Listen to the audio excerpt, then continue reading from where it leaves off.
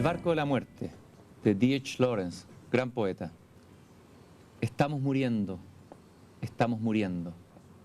Lo único que podemos hacer ahora es disponernos a morir y construir el barco de muerte para conducir al alma en el más largo viaje. Un barco pequeño, con remos y alimento, y pequeños platos, y todos los pertrechos adecuados, y listos para el alma desfalleciente. Construid, pues, el barco de muerte, ya que debéis emprender el más largo viaje hacia el olvido y morir de vuestra muerte, la larga y penosa muerte que yace entre el viejo y el nuevo sí mismo. Este extraordinario poema, que pierde obviamente en la traducción en inglés, es una joya, deja temblando esa indicación del poeta Lawrence, en el sentido de que hay que prepararse, disponerse a morir, que hay que construir un barco para la muerte, y que incluso ese barco debe llevar los pertrechos adecuados. Ante este poema y ante el misterio de la muerte quedan dos caminos: o el silencio, la perplejidad ante el misterio, expresada de manera extraordinaria por los grandes poetas, o tal vez ir un paso más allá y desde una mirada más científica o tal vez filosófica, iniciar el camino de construir o reconstruir qué significa ese itinerario misterioso entre el viejo y nuevo sí mismo. Tengo la impresión de que Sergio Peñailillo ha tomado este último camino. Cita a muchos poetas en sus libros siempre, tiene una especial devoción por el arte y cree que el arte es un camino premiístico de alguna manera, pero él es psiquiatra, tiene un pie en el mundo científico y ha escrito un libro notable, Las experiencias del túnel y el bardo.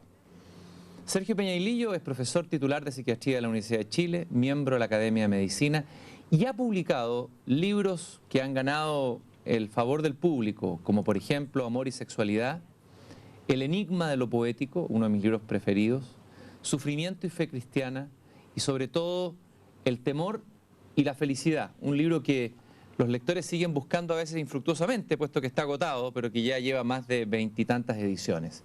Quiero agradecer la presencia nuevamente de Sergio Peñailillo, quien fue uno de mis primeros entrevistados en mi carrera de entrevistador aquí en Una Belleza Nueva. Bienvenido, Sergio Peñailillo.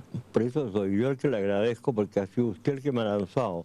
Y creo que esta entrevista es el bautismo intelectual para este libro. Muchas gracias, me siento muy honrado y vamos a ir de inmediato en materia. En primer lugar, ¿qué le sugiere o qué le parece este poema de Lawrence en relación como una introducción general al tema de la muerte, al viaje hacia la muerte? Creo que se está centrado precisamente en el concepto del bardo, es decir, de aquello que va a transcurrir de entre una y otra encarnación. Bueno, los poetas hablan en metáforas y en connotaciones, y aquello que a uno le dejan es casi imposible de decir. De explicar en forma literal un poema, destruirlo. Ahora, siempre en las mitologías y en los poemas de los grandes poetas hay un poema de Whitman, Oh Captain, My Captain, un poema de Baudelaire, también es el viaje, Tomber dans l'inconnu pour trouver du nouveau, caer en lo desconocido para encontrar lo nuevo, es alguien que viaja en un barco. Hay poemas de Anguita, poemas de García Lorca, etcétera, Neruda, para qué decir. Está esta idea del viaje, la idea del barco, y el capitán. Y la idea del capitán. Son arquetipos que se repiten. A ver, ¿qué le dicen a ustedes esos símbolos y esos arquetipos? ¿Qué le parece a usted que en esa maravillosa película de la Sociedad de los Poetas Muertos se aluda a Captain, My Captain, y no se diga el trozo del poema Lincoln, que es tan hermoso?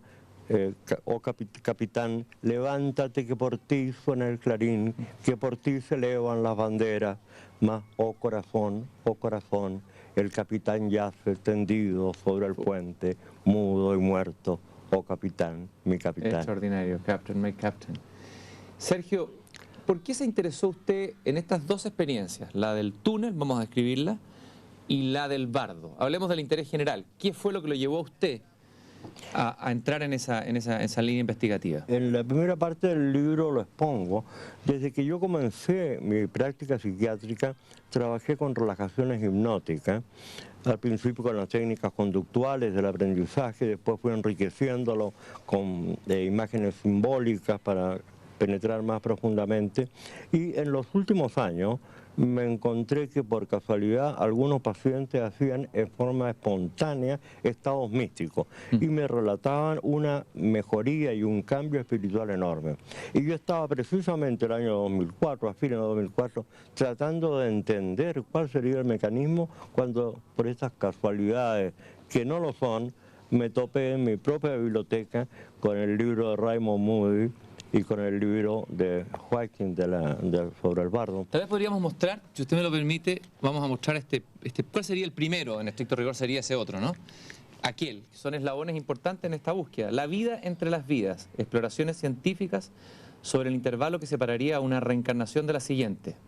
Whiting, ¿qué plantea el autor en este libro en síntesis? Lo central, yo diría, es que el bardo es un descubrimiento del doctor Whiting. El doctor Whiting es un profesor de neurociencia de Toronto, igual que Fisher, no eran psiquiatras, pero trabajaba en regresiones hipnóticas. Y es curioso porque lo descubrió por error. Él mismo cuenta de que normalmente exploraba una existencia y como vio que la enferma ya no le daba más, en forma descuidada, en vez de decirle vuelva a la existencia anterior, le dijo vuelva al estado anterior. Y la enferma empezó a hablarle de cosas completamente diferentes que cualquier otro habría rechazado como un error. Y sin embargo él se interesó, y ahí está el genio, y siguió explorando enfermos y descubrió esto que nadie conocía. Porque si usted lee los autores de regresiones hipnóticas, ninguno habla del bardo. Y el bardo es fundamental, porque en el bardo es donde se efectúa y se realiza el proyecto kármico para la nueva encarnación y seguir evolucionando espiritualmente. Ahora, estas experiencias, dice científicas, ¿son científicas? ¿Cumplen con todos los...? No. Y en ese sentido yo creo que este tema, como conversábamos hace un momento, es muy desconocido, incluso entre los médicos. Recién se está conociendo en los últimos 2 años. Y por eso hay que ser muy claro para que la gente no se confunda. Son dos experiencias totalmente distintas. La experiencia del túnel, que pertenece hoy día, eso es importante, se ha sido englobada en lo que llaman los americanos las experiencias cercanas a la muerte. Por ejemplo, el Internet está lleno de información. Si alguien quiere buscar, tiene que buscar por experiencias cercanas a la muerte. La experiencia del túnel es una experiencia real, ¿sí? Es una observación en personas vivas y totalmente científica. En cambio, el bardo es un concepto enmarcado en la teoría de las reencarnaciones, que es absolutamente imposible de confirmar. Pero yo haría una salvedad. Habitualmente la gente confunde y cree que un conocimiento científico es sinónimo de verdadero. De ninguna manera. Usted incluso habla en contra del fetichismo científico. ¿En qué consiste el fetichismo científico? En creer precisamente de que solo lo científico es verdadero. Lo científico es aquel conocimiento que se logra por una metodología objetiva y susceptible de ser reproducida, pero no es sinónimo de verdadero. Para llegar a si tuviéramos que solamente vivir con conocimientos científicos, no podríamos hacer nada. Los conocimientos reales del hombre son intuitivos y sobre todo lo que hoy día se llama inteligencia emocional. Es impresionante que esto lo diga un científico, o sea, es decir, un médico, psiquiatra que ha sido formado dentro de una tradición y una...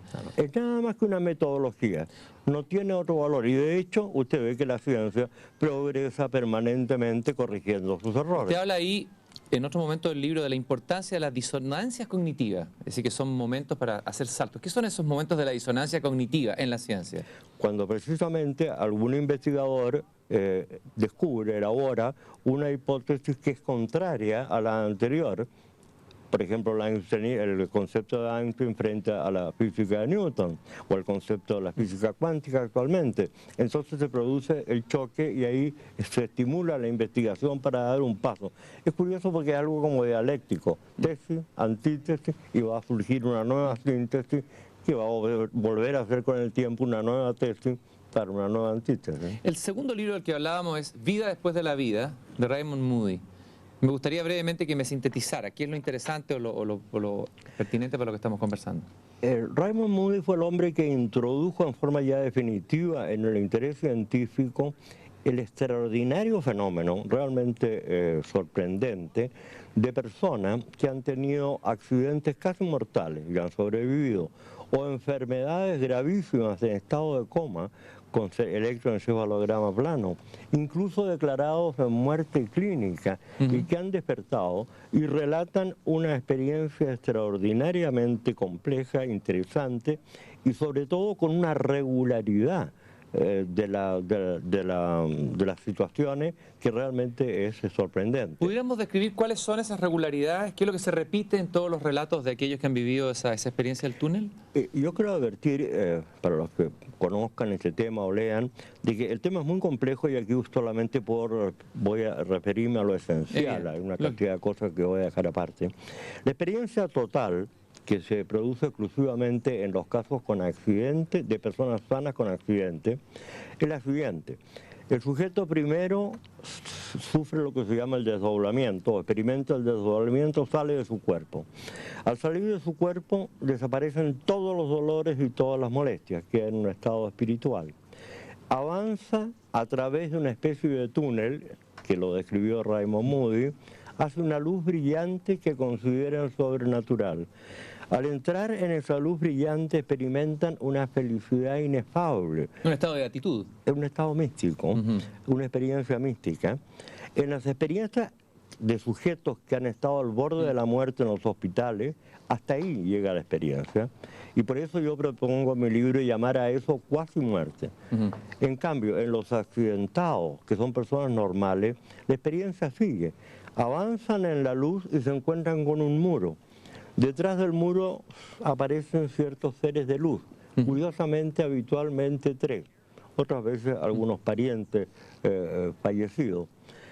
Estos seres de luz les hablan telepáticamente y también algunos describen un idioma extraño, desconocido, que durante la experiencia comprenden, pero que no pueden reproducir una vez que salen de la experiencia. Ahí les indican el famoso fenómeno de hacer una revisión panorámica de su vida. En este estado es un estado atemporal, no hay tiempo, no hay pasado, no hay futuro. Es en un instante en que revisan los hechos esenciales y fundamentales de su vida.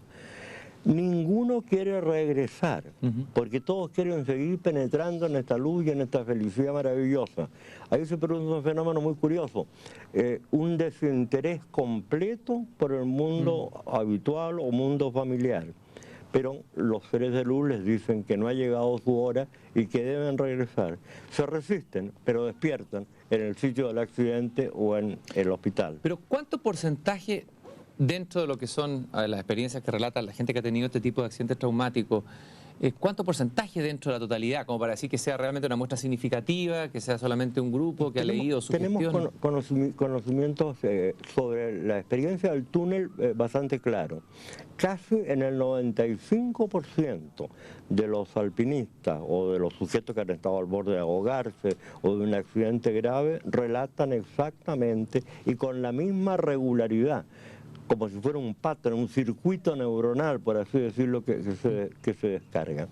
En cuanto a los enfermos que han estado en coma, el problema, hay 2 razones. Una, que los sujetos que han vivido esto son reticentes para contar, para que no los crean locos o que han estado alucinados. Además que los médicos, por ignorar el fenómeno, no los interrogan. Hay una investigación que se hizo sobre 600 casos de coma recuperado, pero es estadístico, no clínico. Se repartieron fichas para que el equipo médico interrogara y se encontró que la experiencia se estaba en un 10% de los enfermos en coma que se recuperaban. O sea, mucho menor que lo que ocurre en los graves accidentes. Ahora, el hecho fundamental, el que realmente sorprende y que yo creo que en este momento tiene cautivado todo el interés de la neurociencia, es que en cerebros que están paralizados con electroencefalogramas plano, es decir, muerte cerebral.